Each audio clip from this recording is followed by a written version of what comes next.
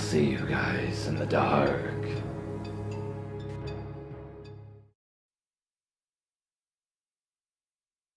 I'm going to warn everyone ahead of time. This might be a bit lengthy, as I have quite a bit to say, and well, a lot has happened over the last year when it comes to this girl. I'm going to start off by saying that I was with her on and off for almost 6 years. The on and off part should have been a good indication that I should have jumped ship a long time ago, but I constantly allowed her to burrow back into my life. There really should be a subreddit called "Shit My Crazy Ex-Girlfriend Has Done," or something close to it. If there is, please let me know. I've had enough stories involving this girl that I could write a book. Hell, maybe write a TV series. Anyway, on with the stalking. I'll start by giving you some information about our relationship and what caused me to break up with, I'll call her Crazy, as that's exactly what she is. About 2 years ago, or so at least, Crazy started calling and texting me after we had been broken up for close to 6 months. At first, I just decided I was going to ignore her because I knew if I let her back in, things would just go to hell in a handbasket eventually. However, one night I had been drinking and got this lame-ass sentimental feeling and decided to answer one of her text messages. That was all it took. She started coming over, and eventually we ended up together again. We were together for close to 7 months before I finally got fed up with her bullshit and kicked her out of my apartment. It was physically abusive and a mental mindfuck. If I didn't let her use my car whenever she wanted, give her money when she claimed she needed it, or basically do whatever she asked, she would have a tantrum like a 3-year-old and cause more drama than any one person could endure. During our time together, she managed to get herself in some real trouble after she beat some dude over the head with a beer mug at a local bar we'd frequent.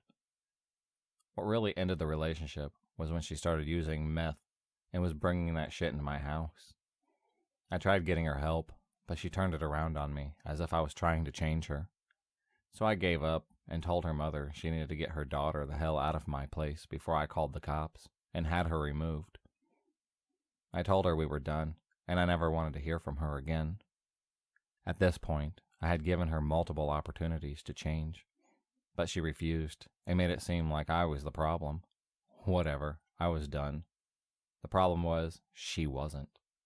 The day I finally ended, it was the beginning of her tormenting. She started her attack by creating a Craigslist ad under the escort section, with a fake picture and my phone number as a contact. I received over 500 plus calls and text messages from random dudes looking to get laid. This lasted for about a week before things calmed down. If that wasn't enough, the same night while my phone is blowing up, I see a security guard from my apartment complex nosing around my car, shining his flashlight in the windows. I go outside and ask the guy, "Is there a problem, officer?" He replies, "I got a report that this car here is abandoned and needs to be removed." I'm just like, the fuck it does. That's my car, and I live in the apartment right over there. I ended up having to get my title and a valid driver's license to keep this douche from calling a towing company and having my things removed. Next day rolls around, still getting a massive amount of texts and calls through my whole workday, which was really pissing me off. I got home after work and sit down to try and relax when there is a knock at the door. I look out through the peephole and see some dude I've never met before standing outside. I don't answer. I wait for him to leave, and then look out my balcony and see this guy is on the phone standing right out front. I yell down to him, "Hey, can I help you?" He responds, "Is Crazy here?" I'm like, "No, that's my ex, and I kicked her out the other day. Maybe check her mom's house where she's staying." I end up talking to this guy further. It turns out that she set up a dinner date with him and gave the guy my address as the address to where she was staying. That night, another 3 guys showed up looking to have a dinner date with her. I had work the next day, and while I'm there, she starts sending me texts, pictures of the outside of my apartment with messages like, "It's quite breezy in the apartment with your patio door open, and I hope your dog finds his way back home. He got out." So, needless to say, this shit is stressing me out. I'm almost positive at the time it's bullshit, but there's always that chance that crazy actually broke into my apartment. I got home later to find my apartment the way I left it, but the pure mindfuck of it all is that what is close to giving me a fucking ulcer. The whole time I'm ignoring her, hoping this shit would come to an end. Nope, it only escalates even further. Once again, after work, I have a knock at my door while I'm watching TV. I check the peephole, and there's 2 police officers standing outside. I'm just thinking, now what the hell, as I open the door, and I am greeted by 2 relatively large gentlemen in uniform, with shitty looks on their faces. I'm just like, yes, can I help you? Are you, insert name here, asks one of the officers. Yes. Is there a problem? Replies, only if you'd consider touching a woman a problem. Can you provide your whereabouts for the last 2 hours? I was extremely worried, but I respond, well, I just got home from work like 45 minutes ago. What do you mean by that? Who told you that? This woman really stepped up her game, calling in a false police report and getting the cops to come questioning me about it. That's just fucking bold. The cop responds, I'm not at liberty to provide that information, but will need you to provide some proof that you weren't in the Galt area between the hours of 2 and 5 this afternoon. Now I'm actually starting to get pissed knowing that I'm 100% innocent of this alleged act, and so I kind of get an attitude which didn't really help my situation at the time. But I calmly respond, if you want to go to my place of work and verify that I was there until 4, that will prove I had nothing to do with this. And furthermore, the person accusing me of this crime, are you going to arrest them for filing a false report? What I heard next floored me. The cop says, I'm not so sure it's a false report. Your car is still warm, and you look guilty. No shit, my car is still warm. I just drove home from work less than an hour ago, Einstein. Some freaking awesome detective work, Chief. They left, but before doing so, told me not to leave my apartment, as they would be back if my story didn't check out. Well, they never came back, and I called the police station multiple times to get an update on what they figured out. And you know what they told me? No police report had been filed. There was no record of any police being dispatched to my address on the day in question. How the hell? I was seriously about to lose my shit. How can she continue to do this with no consequence? Mind you, I'm still getting texts and calls. Less than in the beginning, but they were still coming in. I think it was like a week or so, and things went quiet. Minus the calls and text, but even those weren't all that heavy anymore. I started to think that she was done messing with me, and I might be able to live in my normal life, drama-free. Fuck no.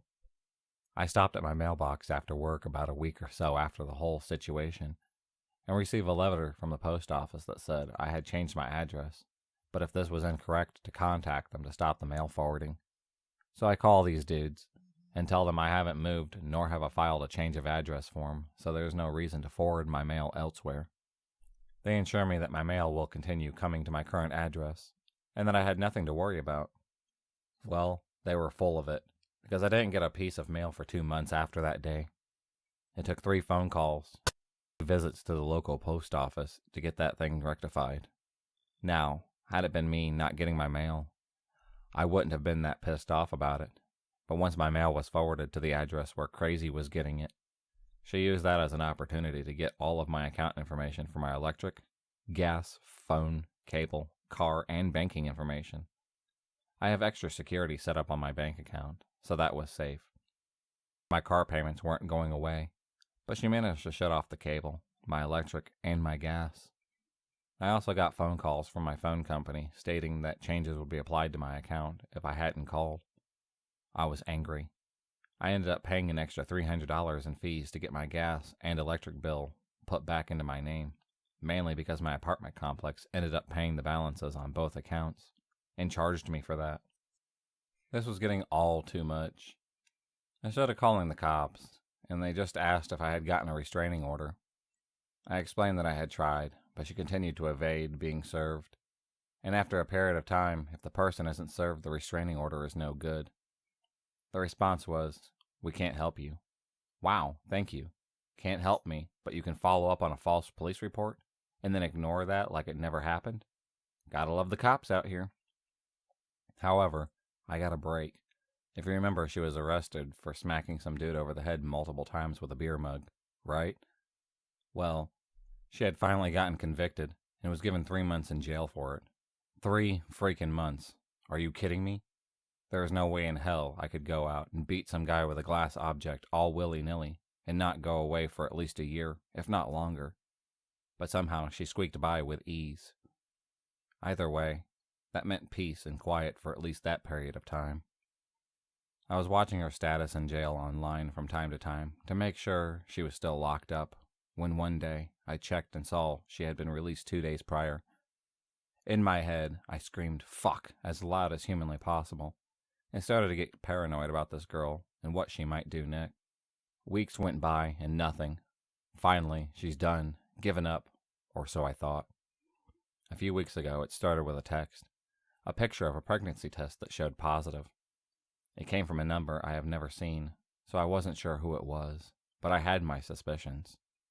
Figuring it was her, I texted back saying, "Ha ha ha ha, finally. Any ties to you I had are broken. Have fun with the poor schmuck who knocked your crazy ass up."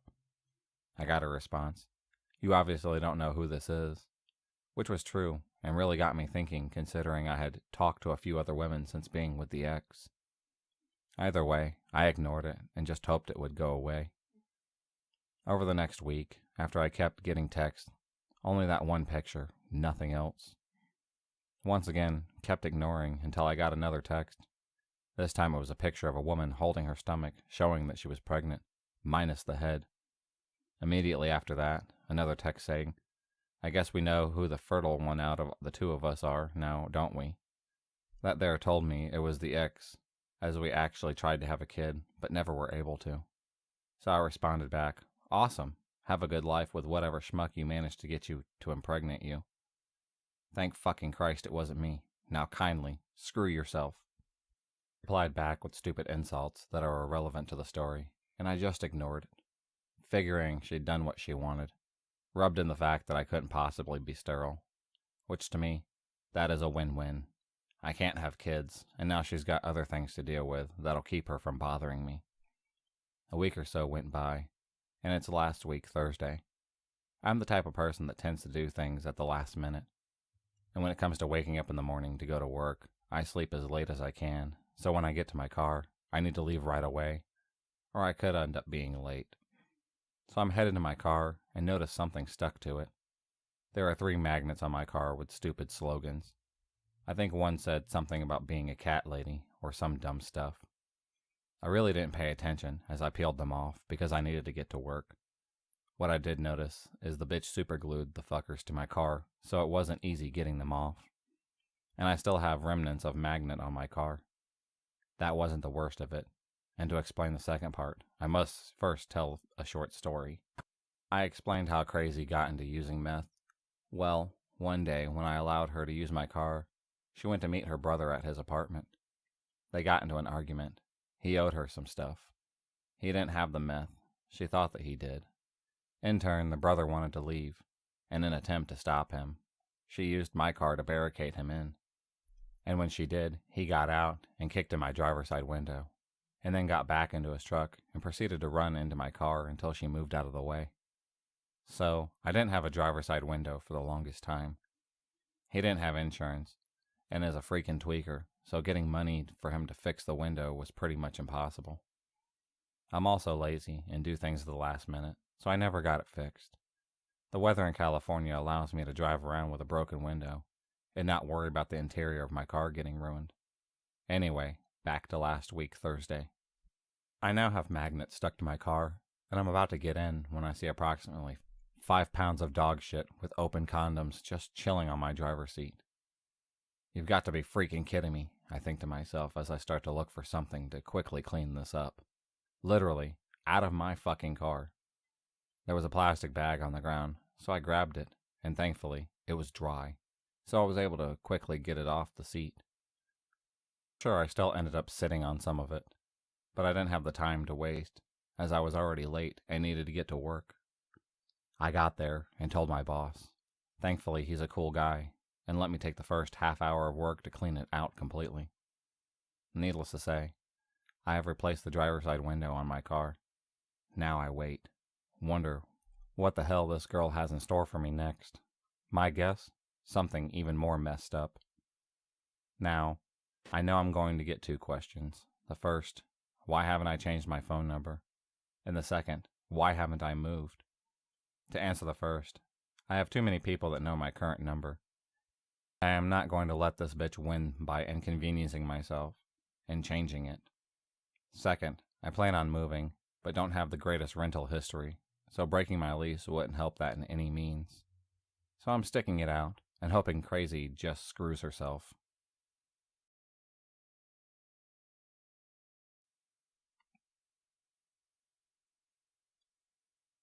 This story is about my dad's ex-girlfriend. My dad has horrible luck with women. He is like a crazy magnet. Every woman he has ever dated, except his current girlfriend, has been abusive both mentally and physically. This list includes my mother. But this story is about his last girlfriend, Mary. She has gone from stalking not only him, but me, my husband, and our daughter, too. They met at a Christmas party and hit it off. He had just got out of another bad relationship with a different woman that he had been on and off with for 3 years. She was a classic narcissist type. Well, Mary seemed different. She claimed she was also just out of an abusive relationship. They went out for a few months, but she never let Dad over to her place. He didn't find it all that weird until he received a call from a man who said Mary was his wife and wanted to know how my dad knew her. At first, Dad thought the guy was her ex, still trying to control her. But things started to add up. He finally confronted Mary, and she gave him some sob story about how her ex was refusing to sign the papers, that they were separated. My dad did a bit of digging, and even talked to Mary's parents at one point. He found out that not only was Mary definitely still married, but she wasn't separated from her husband. As far as anyone in her life knew, she was happily married, and my dad was just a friend, if they knew about him at all. Needless to say, he broke up with her. She lost it, started showing up at his work, calling in the middle of the night, texting him 50+ times a day. All that good stuff, you know. My dad moved states twice and changed his number several times to try and get away from her, but she always found him.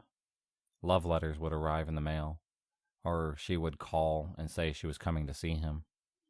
Then she found my number, probably sometime after my dad moved in with me. She started texting me almost as much as him. Once I married my husband and had my daughter, she really went all out, sending me presents for her new granddaughter, always wanting updates and the like.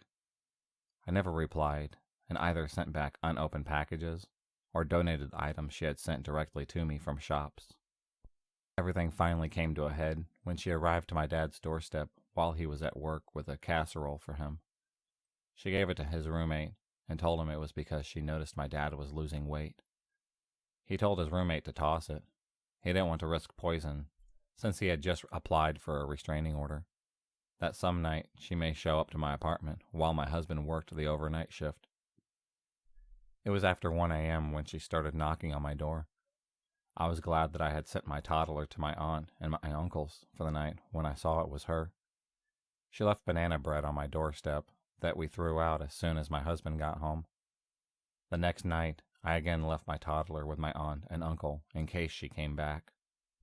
She did. I started getting texts from her as she pounded on my door. She wanted to see her grandbaby and have some girl time with me. They slowly devolved into demands for me to open up the door. I called the cops. While I was on the phone with dispatch, my neighbor came out ready to take her on. He told her cops were on the way since his wife was already calling them. She disappeared pretty quick into the park across the street. The cops didn't catch her, but my dad's restraining order did get granted. We have since moved across the state, but she still texts me from time to time, wanting to know how my dad is, or what my daughter is up to. I never answer, but I do save all of her texts just in case I have to get my own restraining order as well.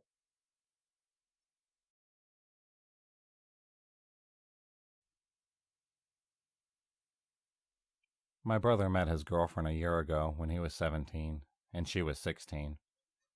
For a little while, they seemed like they had a great relationship. My brother, Alan, and Jamie were always happy together, and Jamie made a real effort to know the rest of the family. However, I noticed something was off whenever my brother wanted to go out with his friends without Jamie, and she would have a complete meltdown, screaming about how he didn't love her and how much she does for him, etc. This happened all the time, so eventually he started spending more time with her to avoid conflict.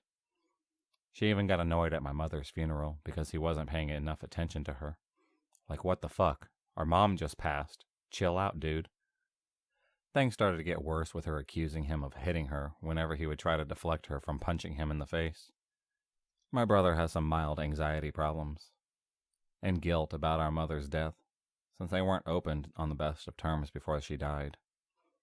He uses Xanax or bars to try to self-medicate, which she knows, and often would pick fights with him to use his actions against him later on, or try to tell the school he was on something to get him in trouble when he didn't want to have anything to do with her.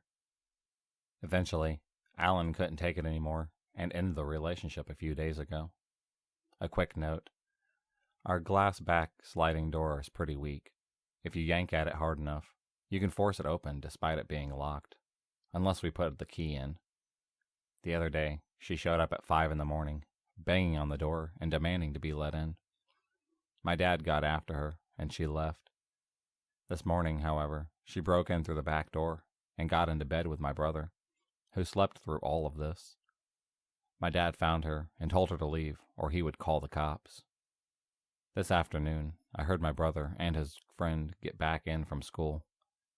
All was well until once again Jamie broke in through the back door, as she has taken the key this morning.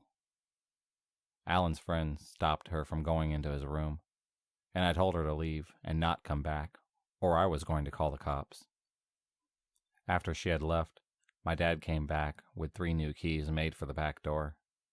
My brother showed us her claims of cutting herself, which we reversed imaged and found it immediately, along with the fact that she didn't have any cuts on her arms.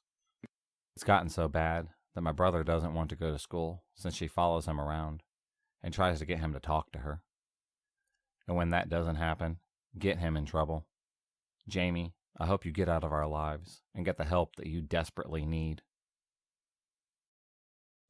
If you enjoyed this video, please subscribe, like, and hit the bell for notifications on future videos and become a stalker of the night.